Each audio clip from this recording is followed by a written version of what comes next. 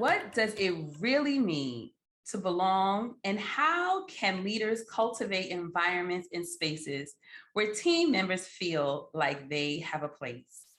I'm Dr. Tiffany Powell, and welcome to the Wild Conversation, where we make the best thinking in psychology, leadership, and organizational science accessible to leaders who are willing to learn and edit for their sake and for the sake of others. Today, we are continuing with our series on building whole leader continuity and specifically increasing belonging in your team. Let's just dive in with this. Let's assume that most of the team members that are part of your organization feel like they have a place and that their contribution is valued to some extent. So let's consider what would be some ways that you as a leader might increase that. And even dive in deeper to find out, do they really feel like they belong? Do they feel like they have a place? And what does that mean? I want to start with a little bit about my personal experience with belonging. I can recall several situations in a workplace where I questioned if I really belonged there and if the organization truly valued my contribution. One of which was this seemingly apathetic response to my real life, because there is life outside of your workplace, and that impacts you and it impacts how you show up.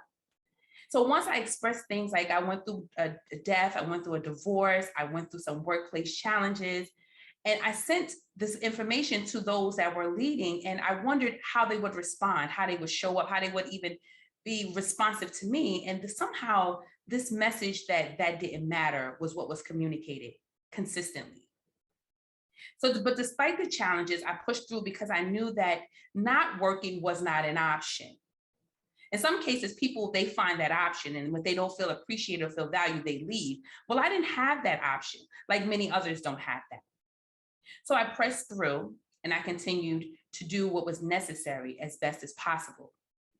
But I considered what it would have mattered, how it would have mattered to me, and what it would have looked like if I felt like I belonged to that community. What would have let me know that I was more than just a body completing tasks? So here's a few thoughts. One is a genuine sense of concern for me as a person. Express value and appreciation for the work that I was doing beyond the annual evaluation. Let's just face it, a good job or thanks for all that you do goes a long way. Interest in my professional growth and development, maybe a conference that I could attend that would help me to grow and to hone my skills better. Was there a new leadership opportunity where I could exercise my talents? That's just a little thought, just an intro. And while some may believe that the workplace does not owe anyone any of this, I propose a different perspective. We are people, and organizations are full of people. And people are the most powerful change agent in the workplace. So how are we investing in people, focusing on how they belong and letting them know that they're valued? That's what we're going to dive into a little bit. So as mentioned, I am an educator by trade. And so some of the research that I collected initially has to do with schools. We can all relate to being in school, having some type of experience where maybe we felt that we belonged, or maybe we felt that we didn't.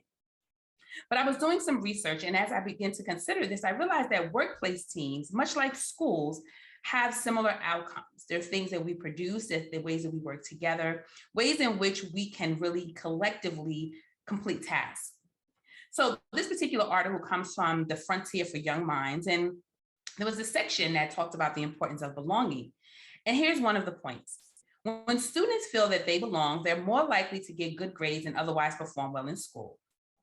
And this sense of belonging, or this positivity around this, has a lot to do with our psychosocial functioning. And it affects our ability to be able to perform daily tasks and interact with other people. Another point is that research has found that a sense of belonging is an important factor in students' motivation and how they cope and how they learn. Do you see connections right there? In workplaces where people feel like they belong, they're motivated. They're motivated to show up. They're motivated to show that they want to do better and to continue to grow. This is important. So here's some takeaways that I'd like to share with you. When team members feel like they belong, they're more likely to perform well with the assigned tasks. There's this psychological and psychosocial functioning associated with belonging. And the bottom line is team members interact better and well with others when they feel like there's a place for them. The sense of belonging improves confidence. You want people to feel confident about what they're doing and to feel like they have a space that allows them to be able to grow even through their challenges. People stay in organizations where they feel like they belong and their contributions matter. There's a lot of research that talks about what makes someone leave an organization, and you would think that it would be pay, but it's not the top thing.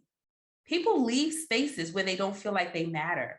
They leave spaces where they feel like their voice and the work that they are doing does not matter to the organization as a whole, if they don't feel that they themselves are an important part of the change that is happening in an organization.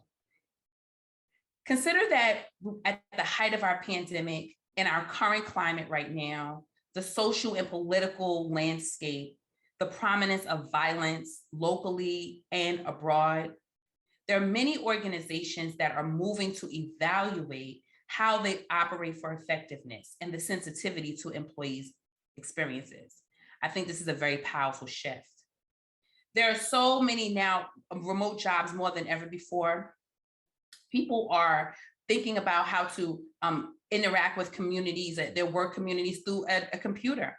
Rob even mentioned that the fact that we connected via the internet.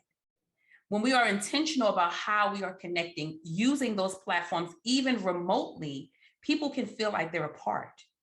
So we don't have to let even what seems to be happening currently be a hindrance to us. It's just a thought to consider. Some additional research that I found came from the Harvard Business Review, and it highlights how belonging is essential to humans. The psychologists actually rank our need to belong on par with our need for love. Let's pause there for a moment. Our need to belong on par with our need to feel loved and to love. Belonging is a fundamental human need, and the psychologist Abraham Maslow recognized this as placing belonging in the hierarchy of human needs. So with all of this extensive research around belonging and the importance of it, why do we find it so difficult sometimes? What gets in the way from us being effective in creating spaces where people feel like they matter? Because the need to belong is universal and is fundamental, focusing on this and the power to draw this power into our workplace, it may even have caused people to feel like they needed to focus on a DEI agenda. There's many organizations that have said, I want my people to feel like they belong. Not just limited to race and gender, but just understanding how inclusivity happens. What's happening in our spaces that make people feel like they want to stay. People are paying attention to areas of attrition, things that cause folks to leave, things that would want their people to stay on with their organizations, and they're looking very deeply at these things. I posit to you today, I submit to you today that this is something that's very important for all of us, not just for the workplace where we are right now, but thinking about how we as leaders are concentrated, are focused, are intentional about what it means to advance this notion of belonging for ourselves and for others. Some additional research in a document, I believe that Claire may have dropped that in the chat for us, is that it says to build a culture of belonging and to reap the benefits for employers and employees, leaders must first require a clear understanding of what it means to belong at work. That's the first thing. Informed by existing measures and extensive research, this organization in particular developed a set of criteria and a quantifiable definition that states these things. Here's the 4 things I want to share. Number 1, seen for our unique contributions. This is one way to help our employees and our team members to feel like they are a part. What do they bring to that space that's unique? As a matter of fact, it's one of the questions that's in our wild deck. What is one thing that you do well, very well? Does your organization recognize that? Do you as a leader have the ability and take the time to recognize the unique contribution of your team members? That can be a great place to start. Number 2, connected to our coworkers. The research collected says that when people feel connected to one another, that they feel like they belong. The third is supported in our daily work and in our career development, the things that we do every day, the ways that we're encouraged to advance and to get better. And the fourth thing is proud of our organization's value and purpose. Many organizations have mission statements, vision statements that come up on their websites and maybe even show up in their correspondence. But to what degree are we really transparent about those things? And how are we aligning our practices, our policies, and our procedures to show that we are committed to that place of belonging for all of our employees? And when people feel that that is happening, they feel proud, and people stay in places where they feel proud. Here are a few other ideas around belonging that I think is important. And these are sort of 4 ways to just build or increase belonging. The first thing is that the organization is responsible for setting the foundation. Leaders play a role in that. Senior leaders, they have those clear goals, and they show the sense that they're even providing budgetary allocations to celebrations. That's something that happens at the organizational level. The next thing is that senior leaders set the tone. They're modeling inclusive leadership. They're being transparent about their values. They're embodying what the organization values. The next thing is that leaders or managers culture.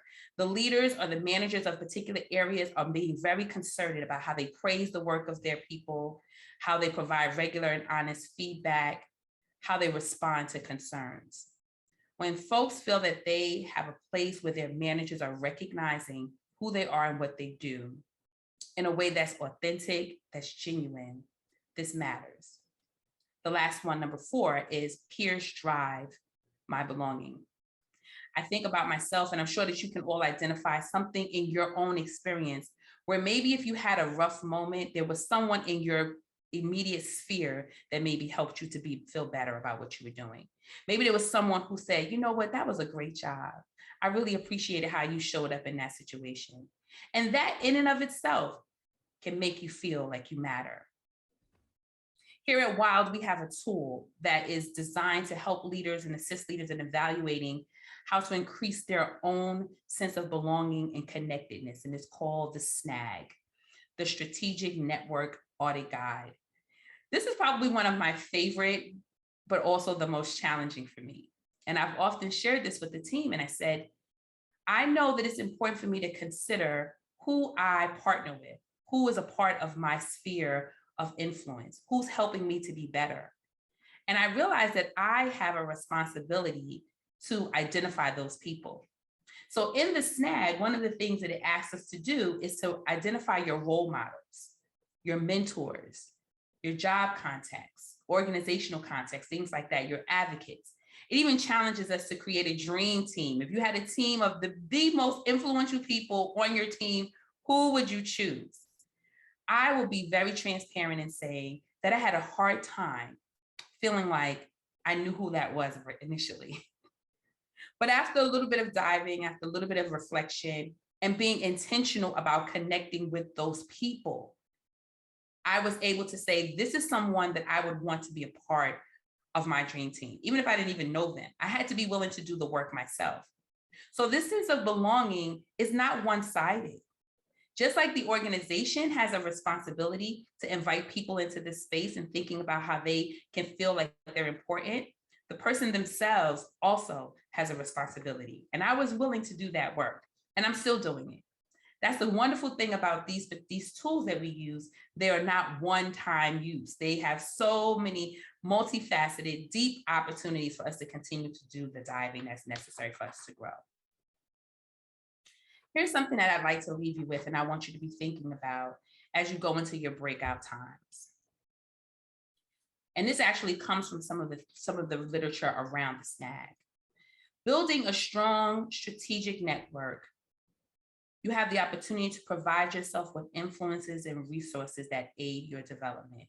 Not to mention people who simply support you in difficult times. This development can ultimately increase your ability to innovate, lead courageously, open new doors and opportunities, and simply help you learn and grow. Whatever your individual goals are, research has shown that a strong network and a support system are important on many levels. I appreciated the opportunity to be invited to look at the snag and all of the other tools in the toolkit. But this one in particular challenged me to dive deeper.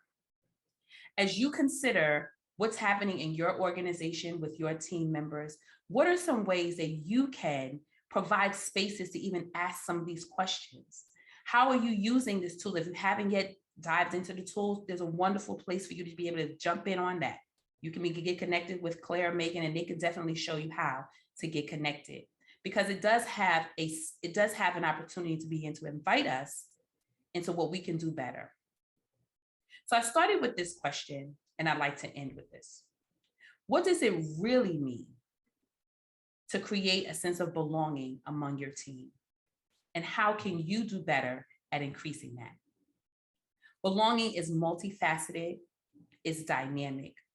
And just like so many other areas that we discuss here at Wild, it must be intentional.